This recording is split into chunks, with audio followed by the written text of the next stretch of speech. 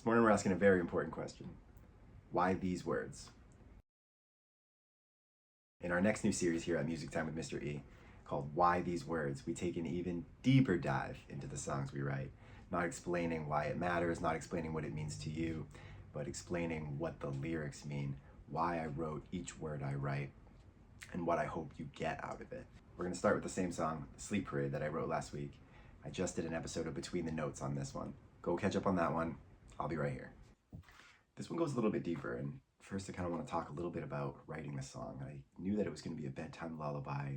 I knew that I wanted to use the Twinkle Twinkle Little Star motif, because it's just super familiar. I've already done a video where I teach parents and working parents how to play Twinkle Twinkle Little Star on a little xylophone, and how those skills translate. If you're at a computer, your typing skills, those are finger skills, those are piano skills right there. You already have 90% of the tools you need. You just got to dial it in and see where it's going. So I didn't build the song so that it makes your kids fall asleep.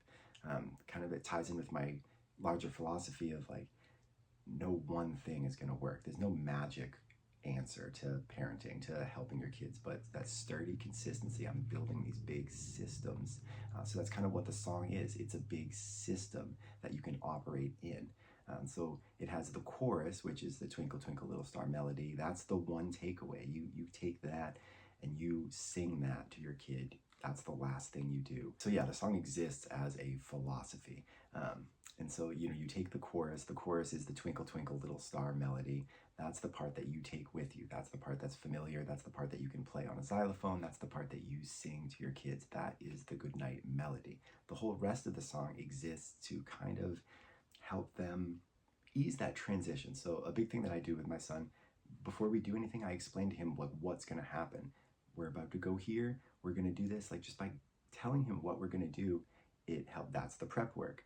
That's doing it before the rush so that when it happens, everything runs smoothly. So essentially that's like what I was doing with the song, is I'm just guiding this transition. The song is meant to be a seamless transition from the safety of your arms into the safety of the sleep parade. And then after I got that chorus part, I was like dialed in. I was like, all right, I want to do this. And then all of like these parenting philosophies, I'm trying to start to think of like, well, what can I put in a bedtime? And then like, it was like all of a sudden everything that's inside of me started bubbling. I was like, well, what do you use? Like, what are the things? And I'm like seeing all these the parenting reels that I've seen in the past. That is this, like these scientists, these child psychologists, all this like science-based, research-based, study-based stuff like just is bubbling in my head. And I'm like, oh, this is like, let's just implement everything I know. Let's just like unload the cannon on this right now. So it's like, it's a thing. The best bedtime story that you can tell your kid is just a recap of their day, especially if it's a day that you were with. It's walking them through, it's resetting their mind, it's incorporating all that memory, it's so regulating. So that's what's the very first, the first verse is kind of that motive, is that like think of what we've done today. We've laughed, we've built, we've chased the sun. And it starts very, your eyes are getting softer now. The room is getting slow. Setting the tone, the music is speaking for itself. It's a very low, just back and forth. And I'm setting the tone of the room. Everything is slow. And now the day we've spent together slowly starts to fade. So lay with me and think a while. We're waiting for the sleep parade. It's like such inviting. We're in this together. We're waiting. It's nice. It's so calm. It's so regulating. And then coming into what I just said, the second verse is all, before we go from verse 1 to verse 2, we slip in that little twinkle twinkle motif right there, that kind of, that it hits and it's like, oh, what? That's, my son lights up when that part comes in. That's that first like hint of familiarity. Like, oh, that first enticement into the world, it's sparking that curiosity. It was like, I know that. And then is the description. I literally say, and here's the part that happens next. Your thoughts begin to float. And I'm modeling, I'm guiding him through that process. This is just a slow transition. They wander through the games we played, like stepping on a boat. It's like my son loves boats, but it's still, everything is floating. Everything is working for that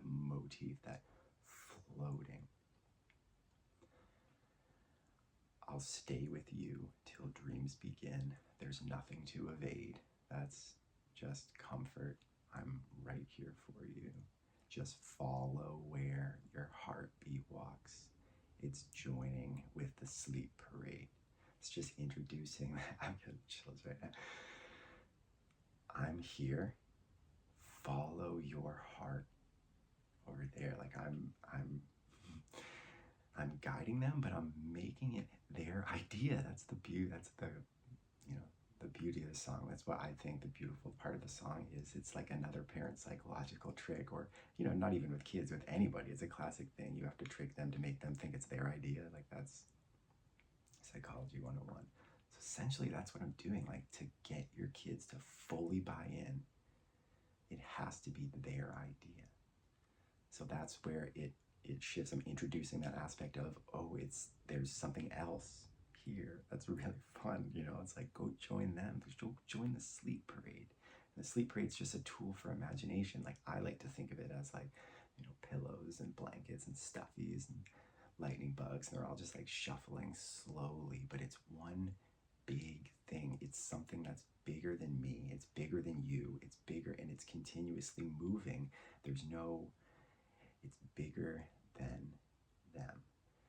And to go from the safety of a parent's arms into something else that's huge. It can't be a small thing. It has to be something sturdy. It has to be something that's bigger than them. It has to be something that's dependable, that's warm, that's comforting, that's comforting, that's inviting, that wants them to be there, that's just regulating, that's nice and slow, that's not overstimulating. So then it comes to the chorus, which is the part that you take with you. I'm right here to hold you tight, kiss you soft, and say goodnight. It's just sturdy. I'm right here this is what I'm doing. Think of all the joy we've made. This is one of my favorite lines. I love just the emotion. It drops down to that F chord, and it's just, it rings so good. I love singing it, and I just picture my son right there. Like, I sang this song with just like, I should have just put a picture right there singing to him, but it was right there fresh in my head. Like, think of all the joy we've made. Drift into the sleep parade. And it's just